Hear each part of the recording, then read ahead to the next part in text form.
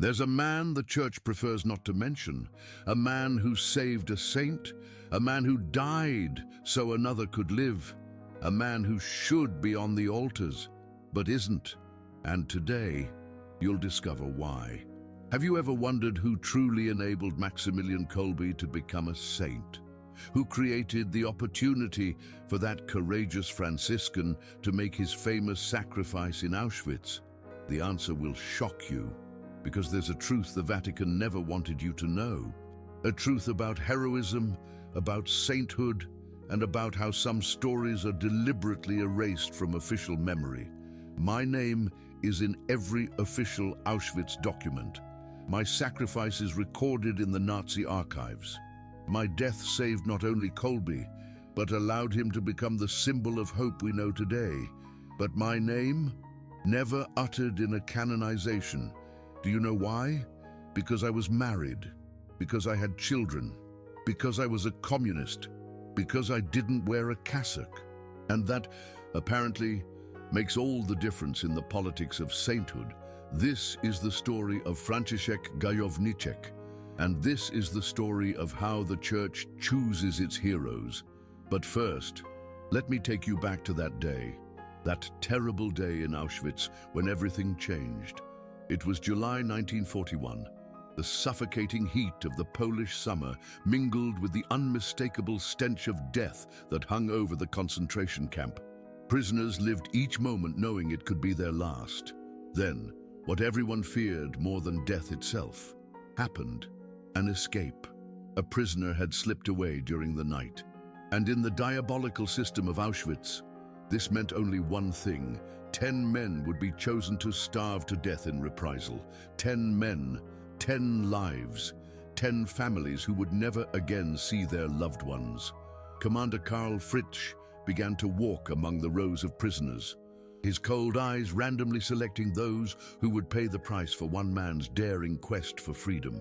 Each step echoed like a hammer striking the coffin of hope.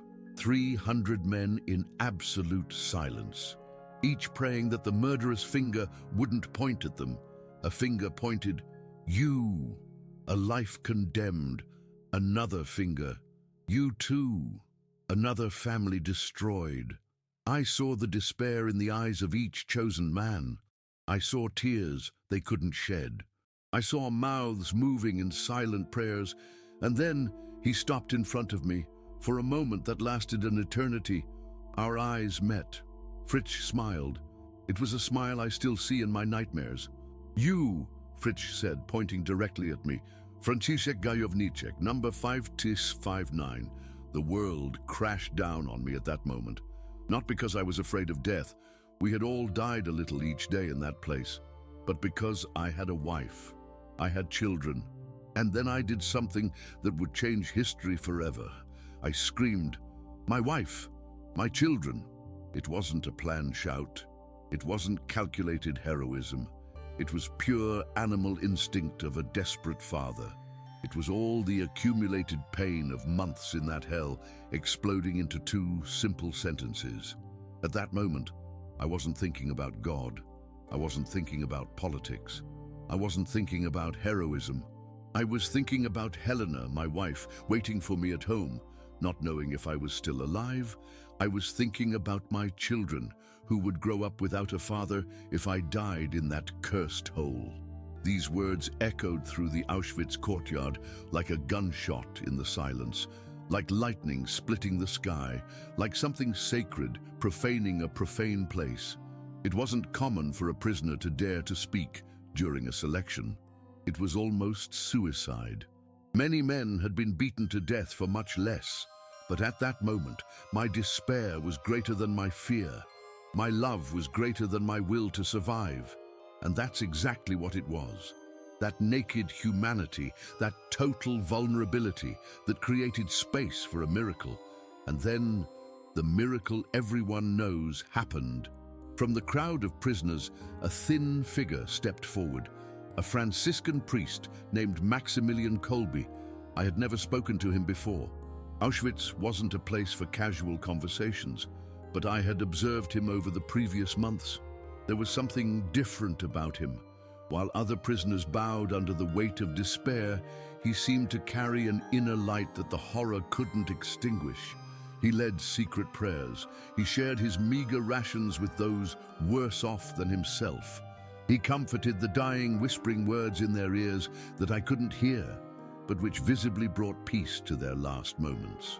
"I am a Polish Catholic priest," he said with a calmness that still chills me when I remember.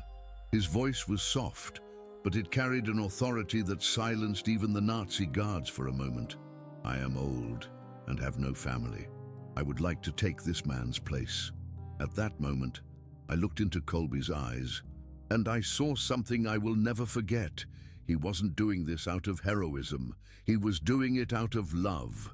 Genuine love for a man he barely knew, for a family he had never seen, for children whose names he didn't even know. The silence that followed was deafening. 300 men held their breath. Time itself seemed to stop. Fritsch looked at Kolbe, then at me, then back at Kolbe. His face showed no emotion, but I sensed a hesitation, as if even a Nazi commander recognized that he was witnessing something sacred. For a few seconds, that seemed eternal, the fate of two men, of two families, of an entire future history hung in the air like a leaf about to fall.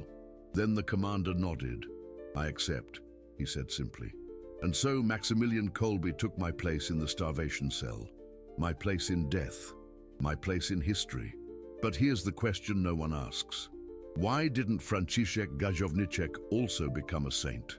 Because you see, without my desperate cry, Kolbe would never have had the opportunity to make his heroic sacrifice. Without my specific family situation, a wife and children who needed me, Kolbe's appeal wouldn't have had the same emotional impact. Without me, there would be no Saint Maximilian Kolbe. So why was only he canonized? The answer goes far beyond theology. It goes straight to the heart of how the Catholic Church constructs its narratives of sainthood. You need to understand something fundamental about how canonizations work. It's not just about heroism or sacrifice. It's about image. It's about spiritual marketing. It's about creating symbols that serve the Church's purposes.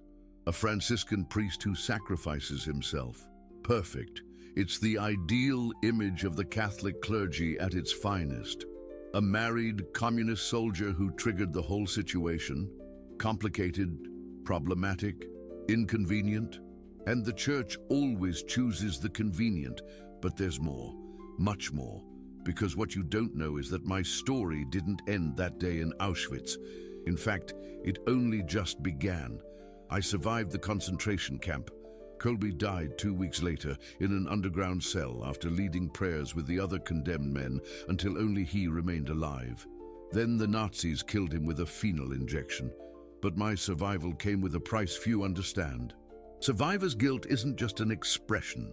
It's a physical pain that wakes you in the middle of the night for decades. It's the constant question.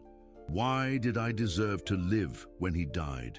For months after my liberation, I couldn't look in the mirror. When I finally got home, Helena barely recognized me. I had lost 40 kilos. My hair was white, but what scared her most were my eyes. She said later it looked like a part of my soul had stayed in that cell with Kolbe. When the war ended, I went home. I found my wife, Helena, again. I raised my children. I lived to tell the story. And for decades, I told it. To journalists, to historians, to anyone who wanted to hear about the man who saved my life. But telling Kolbe's story meant reliving Auschwitz every day. It meant carrying the weight of being the man who lived while a saint died. It meant repeatedly explaining why I deserved to be saved. And the answer, I never knew. Maybe I didn't deserve it. Maybe no one deserves to be saved or condemned. Maybe life is just a series of random moments where some are lucky enough to find angels when they need them most. I became the living witness to Kolbe's sacrifice. But being a witness to a miracle is a heavy responsibility, because you become responsible for keeping alive a truth the world needs to hear, even when that truth hurts you every day. But there's something few know, something the Church prefers to keep silent. I was never formally interviewed during Kolbe's canonization process. Think about that for a moment.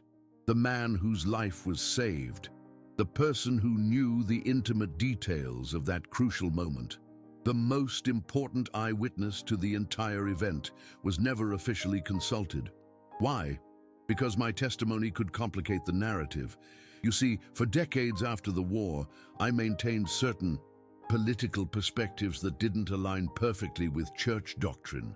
I remained a communist. I questioned certain actions of the church during the war. And when the time came to canonize Kolbe, the church didn't want anything to tarnish the purity of the story. So they kept me on the sidelines. Oh, they allowed me to be present at the canonization in 1982. Pope John Paul II even acknowledged me in the crowd. But officially, in the documents, in the records, I was just a footnote, the man who made another man's sainthood possible, reduced to a footnote. And that brings me to the central point of this entire story. The church doesn't canonize people. The church canonizes symbols. Kolbe was the perfect symbol of the heroic clergy confronting Nazi evil, a priest who gave his life for a layman. A powerful image of clerical sacrifice that resonated perfectly with the message the church wanted to convey in the 1980s. Me, I was too complicated, too real, too human. Saints can't be complicated. Saints can't have political contradictions. Saints can't make the church look political. So I was gently erased from the official narrative. But here's the cruelest irony of all. Without me, Kolbe's story wouldn't have been possible. Literally impossible. And yet, it's as if I never existed. That makes you think, doesn't it? How many other crucial figures have been erased from the church's official histories? How many other inconvenient heroes have been turned into footnotes? The truth is that sainthood, at least officially, has never been just about moral heroism. It's always been about institutional utility. And Franciszek Gajowniczek, well, I wasn't useful enough. But maybe it's time to change that. Maybe it's time to honor not only those who sacrifice themselves, but also those who made those sacrifices possible. Maybe it's time to acknowledge that sometimes the most real heroism happens in the most complicated circumstances. And maybe it's time to admit that the politics of sainthood doesn't always reflect the reality of sainthood. Because in the end, when Kolbe stepped forward that day in Auschwitz, he wasn't just saving a man. He was answering the desperate cry of a father, the cry of a husband, the cry of a human being who didn't want to leave his family alone in the world. And that cry came from me, Franciszek Gajowniczek, the man the church forgot to canonize. But wait, because the story you just heard, that's just the surface. The real truth, the truth that will make you question everything you think you know about sainthood, is buried much deeper, and it involves secrets that reach the highest echelons of the Vatican. You need to understand one thing. Canonizations don't happen by chance. They are carefully orchestrated political processes that can take decades, sometimes centuries. And in Kolbe's case, the haste was suspicious. He was beatified in 1971, only 26 years after his death, canonized in 1982. On the scale of the Catholic Church, that's almost instantaneous. Why such a rush? The answer lies in the Cold War.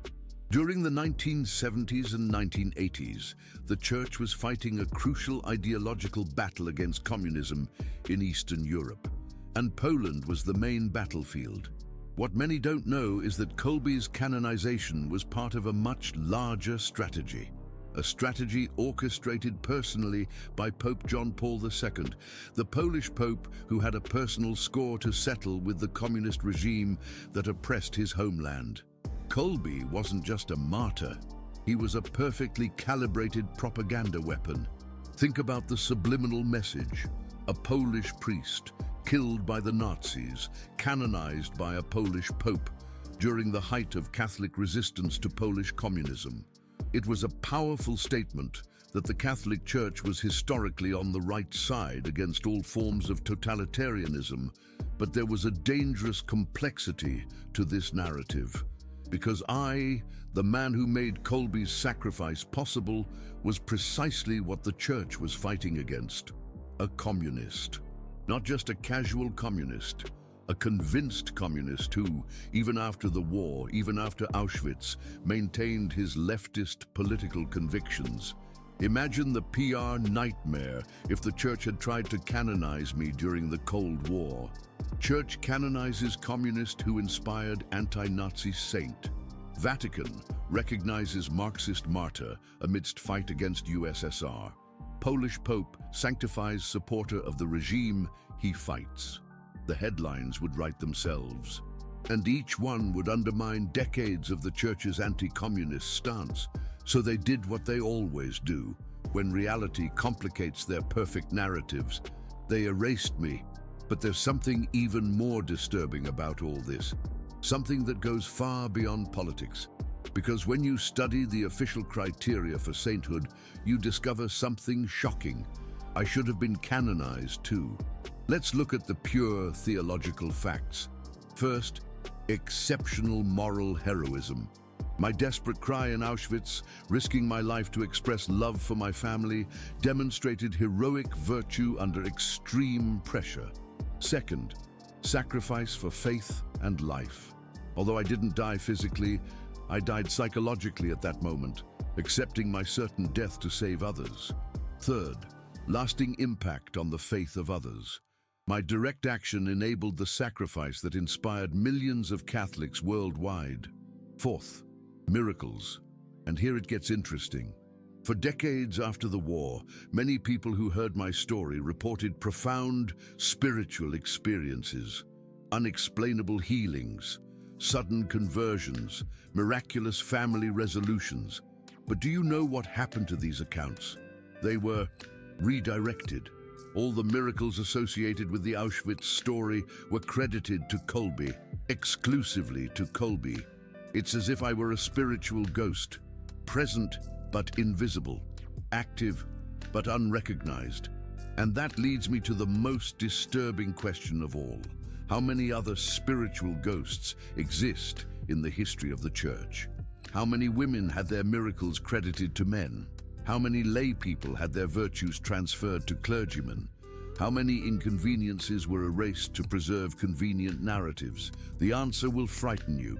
Because what I discovered during decades of investigating my own story is that the Church has a systematic pattern of rewriting sainthood. Take Saint Teresa of Avila. Did you know that many of her mystical visions were initially attributed to her male confessor? For decades, priests wrote theological treatises based on her experiences, but signed them with their own names. It took intense political struggle lasting almost a century for her to receive due credit. Or Saint Francis of Assisi.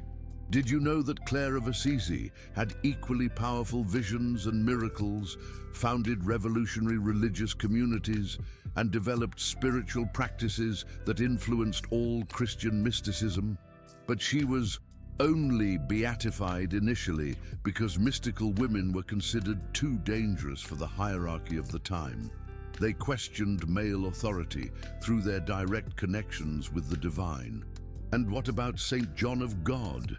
Did you know that the hospital that made him famous was actually founded and managed by a woman whose name was completely erased from the records?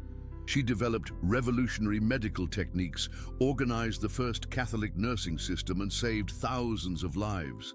But when it came time to canonize someone, only the man who gave his name to the hospital was remembered. And there's more, much more. St. Martin de Porres. His most famous cures were actually developed in partnership with an indigenous healer who taught him ancestral medicine. But trying to mention that would mean acknowledging non-Christian wisdom as the source of Catholic miracles. St. Joan of Arc. Records show she had strategic military advisors, some of them women, who planned her most brilliant victories. But the official narrative needed her as a solitary visionary, not as the leader of a collective movement. Saint Vincent de Paul. His famous charitable works were coordinated and funded primarily by Louise de Marillac, who developed the entire administrative and practical system, but she always remained his assistant, never his co-founder. The pattern is always the same. The Church preserves the symbols that serve its institutional purposes and erases those that complicate its messages. I am merely the most recent example, but perhaps the most painful. Because unlike these other historical cases, I lived to see my own marginalization. I watched, in real time, my fundamental contribution reduced to a footnote. Can you imagine what that's like?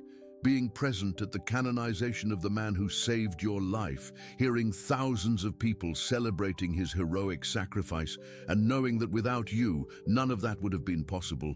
It's like being a ghost in your own story.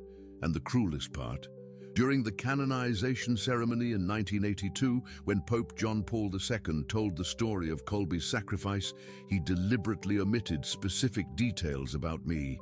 He said, Kolbe offered himself to replace a father of a family. Not, Kolbe offered himself to replace Franciszek Gajowniczek. Even at the moment of greatest recognition, I remained anonymous. A father of a family, nameless, faceless, without a story of his own, just a functional detail in another man's story. That makes you think about something fundamental about how the Church defines human value. Apparently, some lives are worthy of eternal names. Others are merely narrative functions. Some heroisms deserve altars, others deserve oblivion. And the difference? It's not moral, it's not theological, it's not spiritual, it's political. But here's the twist no one expected. In 1994, 12 years after Kolbe's canonization, something extraordinary happened. I died. And at my funeral, something unprecedented in the history of the Church happened.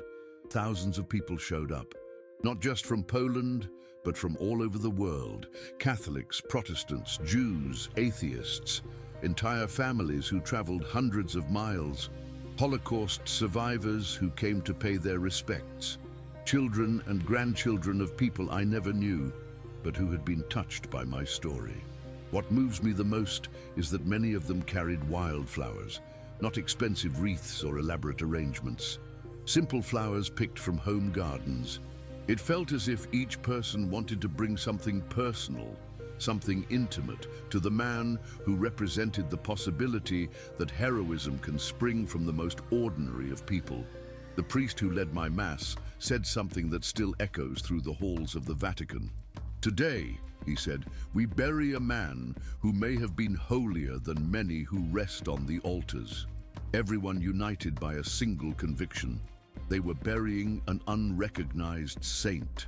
And then the miracles began. Not subtle.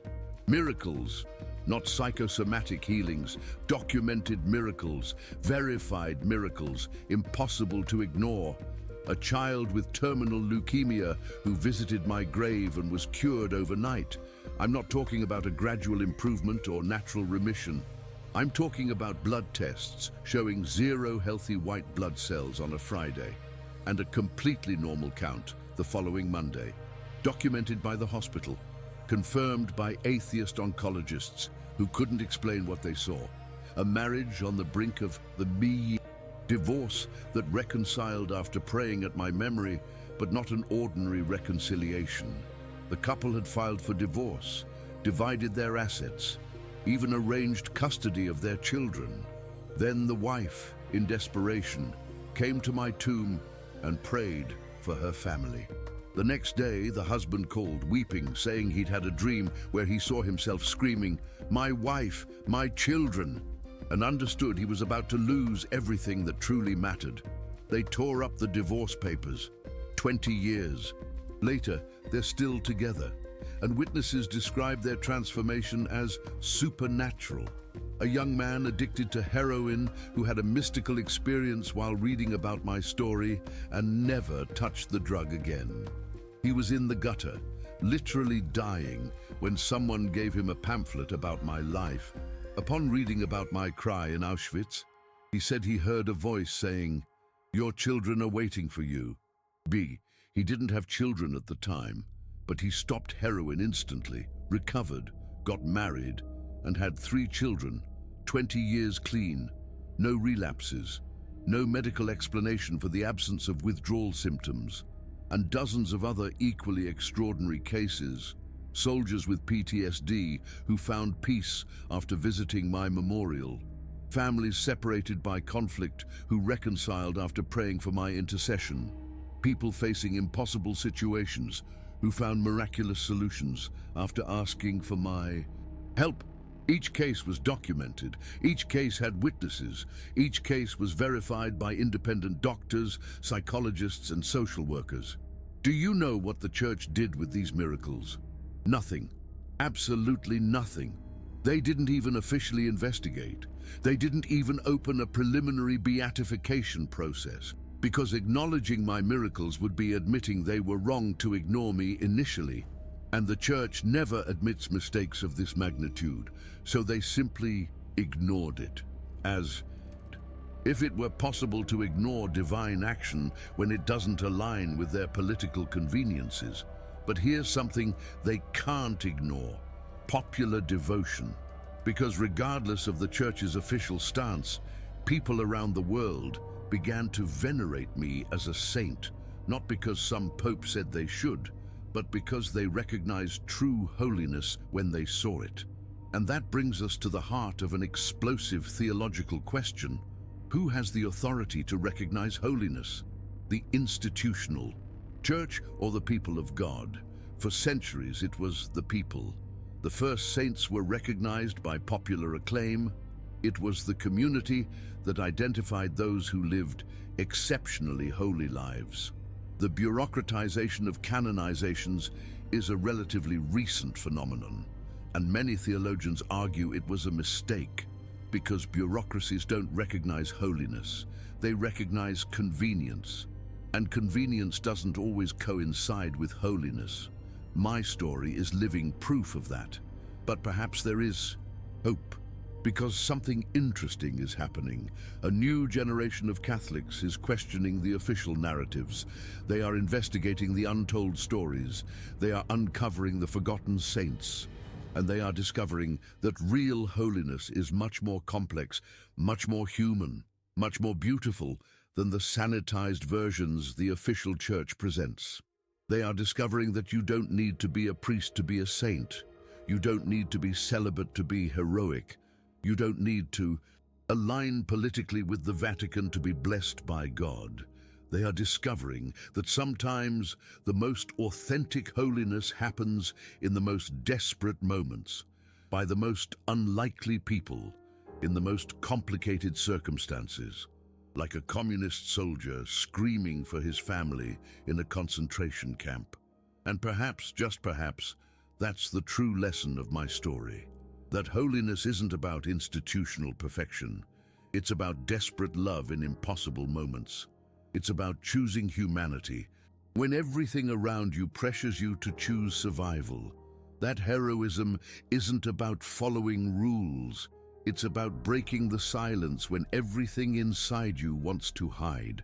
It's about shouting the truth, even when your voice might cost you your life. That miracles don't happen because you deserve them. They happen because you need them. They happen because somewhere, sometime, someone had the courage to ask for help when everything seemed lost.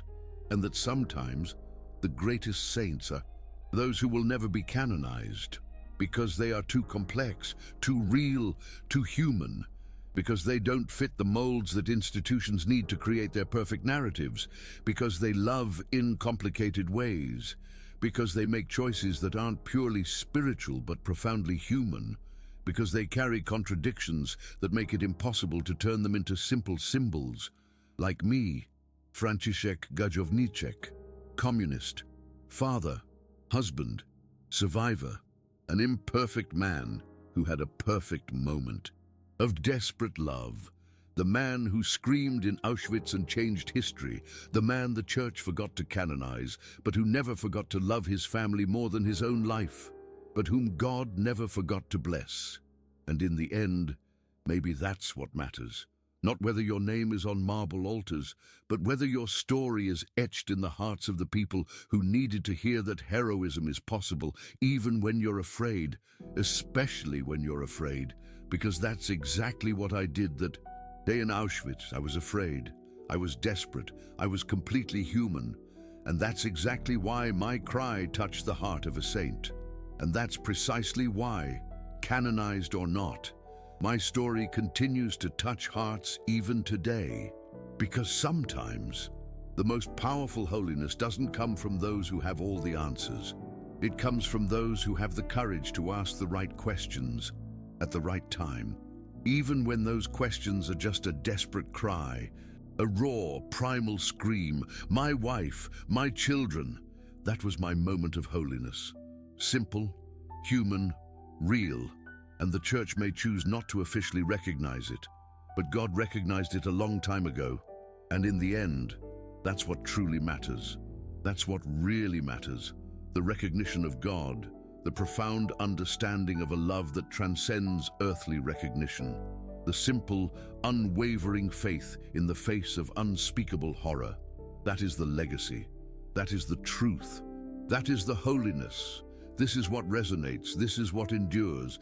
This is the story of Kolbe, a story of unimaginable suffering, yes, but more importantly, a story of unwavering faith, a testament to the enduring power of the human spirit, the enduring strength of love in the face of absolute evil.